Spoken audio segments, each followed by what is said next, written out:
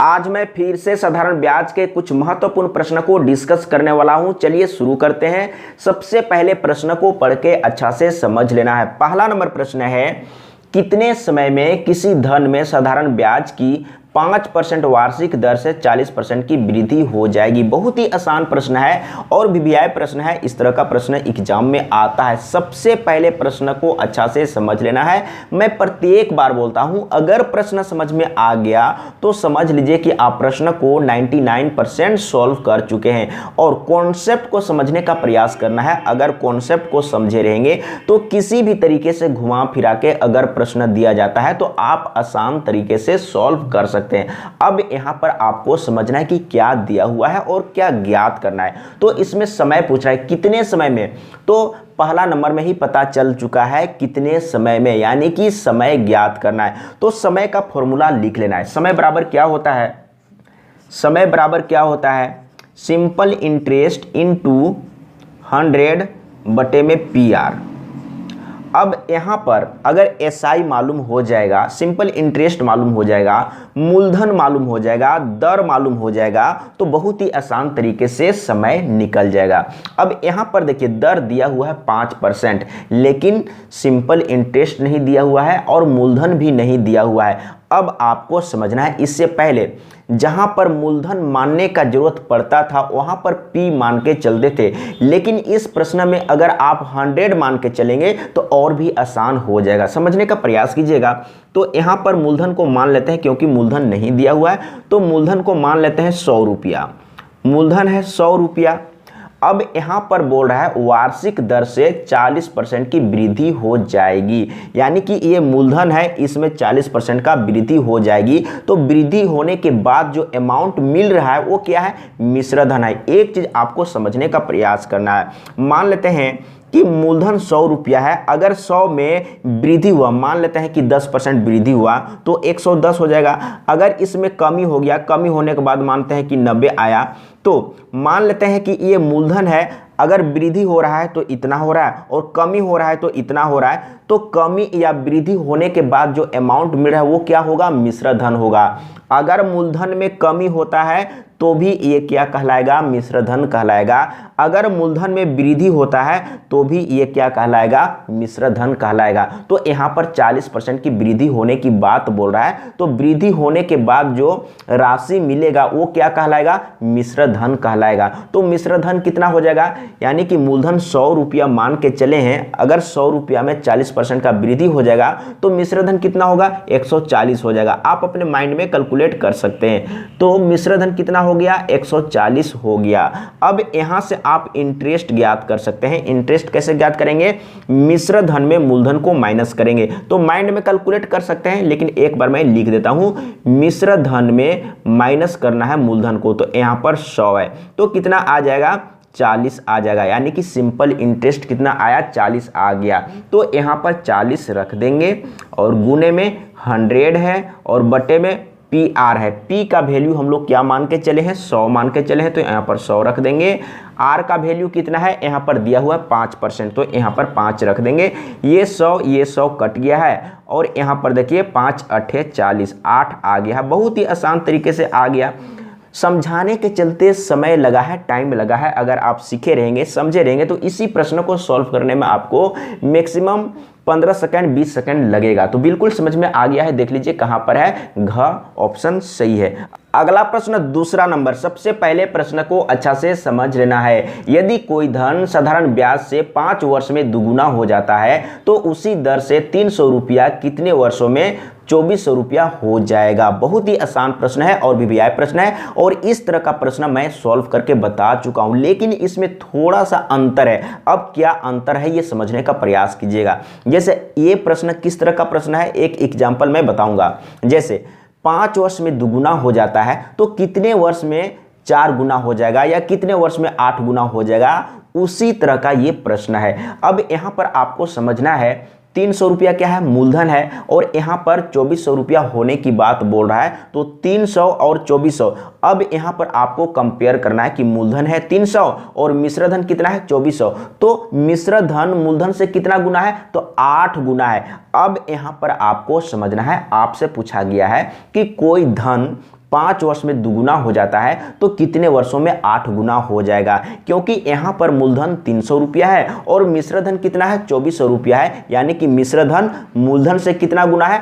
8 गुना है। तो आपसे पूछा गया है कि कोई धन 5 वर्ष में दुगुना हो जाता है तो कितने वर्ष में 8 गुना हो जाएगा। और इस तरह का प्रश्न मैं पहले सॉल्व करके बता चुका हूं, एक बार मैं फिर से समझा देता हूं, समझने का प्रयास कीजिएगा। तो आपको क्या करना है, सबसे पहले लिख लेना है, इसमें बोला है 5 वर्ष में दुगुना हो जाता है तो ये आपको लिख लेना है। अब यहां पर आपको समझना है, मान लेते हैं, अब यहां पर मान के चलना है, मान लेते हैं कोई धन P है और 5 वर्ष में दुगुना हो जाता है यानी कि 2P हो जाता है। ये दोनों में कितने का अंतर है? 1 का अंतर है।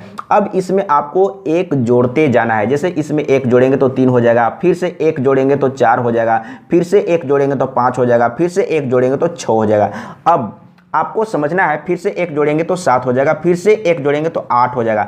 यहाँ पर मिश्रधन यानी कि मूलधन कितना है? 300 रुपया और मिश्रधन है 2400 रुपया, यानी कि 8 गुना है। तो आपको 8 गुना तक जाना है। तो इसमें क्या करना है, अगले 5 वर्ष में ये 3 गुना हो जाएगा, अगले 5 वर्ष में 4 गुना हो जाएगा, अगले 5 वर्ष में 5 गुना हो जाएगा, अगले 5 वर्ष में 6 गुना हो जाएगा, अगले 5 वर्ष में 7 गुना हो जाएगा, अगले 5 वर्ष में 8 गुना हो जाएगा। तो आपको क्या करना है, समय वाला पार्ट को जोड़ देना है। तो 5 5 10 15 20 25 30 और 35 हो गया।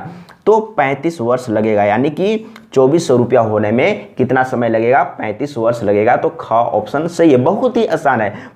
अगला प्रश्न तीसरा नंबर, सबसे पहले प्रश्न को अच्छा से समझ लेना है। 10% वार्षिक ब्याज की दर से 5 वर्षों एवं 9 वर्षों के साधारण ब्याज का अंतर 100 रुपया है तो धन क्या है? मूलधन ज्ञात करना है। तो सबसे पहले मूलधन का फॉर्मूला लिख लेना है। मूलधन बराबर क्या होता है? P बराबर क्या होता है? P बराबर होता है सिंपल इंटरेस्ट इनटू 100 बटे में RT। यहाँ पर लिख दिए RT। अगर R मालूम हो, T मालूम हो और सिंपल इंटरेस्ट मालूम हो तो मूलधन बहुत ही आसान तरीके से ज्ञात हो जाएगा।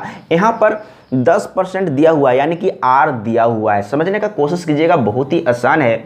अब यहाँ पर क्या बोल रहा है? 5 वर्षों एवं 9 वर्षों के साधारण ब्याज का अंतर। अब यहाँ पर ब्याज का अंतर दिया हुआ है तो ब्याज के जगह में, यानी कि इंटरेस्ट के जगह में ब्याज का अंतर को ही लिखेंगे। तो ब्याज का अंतर कितना है? 100 है तो यहाँ पर 100 लिखेंगे और गुने में 100 है। अब समझने का प्रयास कीजिएगा, R कितना है? 10% है तो यहाँ पर 10 रखेंगे और समय क्या लेंगे? अब यहाँ पर क्या करना है, जैसे यहाँ पर ब्याज का अंतर दिया हुआ है तो ब्याज के जगह में ब्याज का अंतर लिख दिए। अगर R का अंतर रहेगा तो R का अंतर लेंगे, अगर समय का अंतर दिया हुआ है तो समय का अंतर लेंगे। अब यहाँ पर समय क्या लेंगे? समय तो डायरेक्ट नहीं दिया हुआ है, 5 वर्ष और 9 वर्ष की बात बोल रहा है तो 5 वर्ष और 9 वर्ष में जो अंतर हो रहा है उसी को लेना है। तो 9 में से 5 घटाएंगे तो कितना बचेगा? 4 बचेगा। तो यहाँ पर आपको 4 लेना है। अब यहाँ पर देखिए, सबसे पहले यहाँ से 1 0 काट दिए, 5 दूना 10, 2 दूना 4 और 2 से इसको काटेंगे तो 50 दूना 100 हो जाएगा और गुना करेंगे 50 गुने 5 तो कितना हो जाएगा? 5 पचे 25 और 1 0, यानी कि 250 रुपया। मूलधन कितना है? 250 रुपया है। तो कहाँ पर है? ख ऑप्शन सही है। तो इस तरीके से आपको सॉल्व करना है और मैं यही कहूँगा कि सबसे पहले कॉन्सेप्ट को समझना है। अगर कॉन्सेप्ट को समझे रहेंगे तो किसी भी तरह का प्रश्न को आप आसानी से सॉल्व कर सकते हैं और इसी तरह का प्रश्न एग्जाम में आता है। अगला प्रश्न 4 नंबर, सबसे पहले प्रश्न को अच्छा से समझ लेना है। यदि ब्याज की दर 13% की बजाय 15% होता तो 5 वर्षों का ब्याज 50 रुपया अधिक होता। मूलधन है, मूलधन ज्ञात करना है, बहुत ही आसान है। तो सबसे पहले मूलधन का फॉर्मूला लिख लेना है। P बराबर क्या होता है? P बराबर होता है सिंपल इंटरेस्ट इनटू 100 बटे में RT। अगर R मालूम हो, T मालूम हो और सिंपल इंटरेस्ट मालूम हो तो P ज्ञात हो जाएगा, मूलधन ज्ञात हो जाएगा। समझने का कोशिश कीजिएगा, बहुत ही आसान है।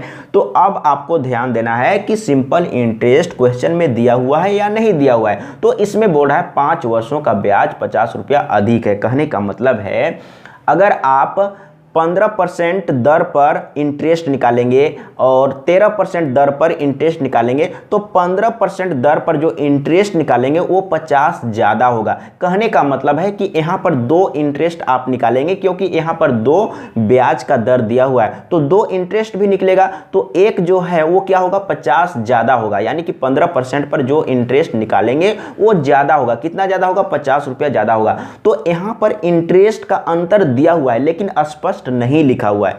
जैसे इससे पहले वाला प्रश्न में देख लीजिए, यहाँ पर साधारण ब्याज का अंतर 100 रुपया स्पष्ट लिखा हुआ है, लेकिन यहाँ पर लिखा हुआ है दूसरे तरीके से 5 वर्षों का ब्याज 50 रुपया अधिक होता है, यानी कि ये भी क्या है? ब्याज का अंतर ही है। सबसे पहले कॉन्सेप्ट को अच्छा से समझना है, प्रश्न को अच्छा से समझना है।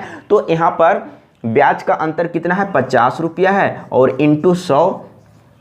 आर का वैल्यू कितना है? आर का वैल्यू अब यहां पर ध्यान देना है, यहां पर आर दो है, एक है 13% और एक है 15%। तो यहां पर आर का अंतर लेंगे, यानी कि 2 आर है तो दोनों आर का डिफरेंस कितना होगा? तो 15 में 13 माइनस करेंगे तो 2 आएगा। और इसी प्रश्न को मैं पहले सॉल्व करके बता चुका हूं, लेकिन एक बार मैं फिर से समझा देता हूं ताकि कॉन्सेप्ट क्लियर हो जाएगा। तो यहां पर हम लोग क्या लिए? सिंपल इंटरेस्ट का अंतर लिए जो कि 50 रुपया दिया हुआ है। अब आर का अंतर, क्योंकि यहाँ पर आर 2 है तो आर का अंतर लेंगे तो कितना हो जाएगा? 2 हो जाएगा। और समय, अब यहाँ पर समय तो एक ही है और इससे पहले वाला में क्या था? समय 2 था। समझने का प्रयास कीजिएगा, यहाँ पर समय 2 दिया हुआ है, जैसे 5 वर्ष और 9 वर्ष, तो यहाँ पर समय का अंतर लिए थे। लेकिन चौथा नंबर प्रश्न में समय एक ही है 5 वर्ष, तो यहाँ पर आपको 5 लेना है। तो अब क्या करेंगे? काट लेते हैं। तो ये 5 दूना 10 हो जाएगा और 10 पचे 50 हो जाएगा और इसको गुना करेंगे तो यहाँ पर हो जाएगा 500, यानी कि मूलधन आ चुका है 500। बहुत ही आसान तरीके से सॉल्व हो गया है। और आज के लिए इतना ही। अगर कहीं पर समझने में प्रॉब्लम हुआ है तो कमेंट में लिख के बताइएगा, मैं फिर से समझाने का प्रयास करूंगा। और आज के लिए इतना ही। जय हिंद, वंदे मातरम।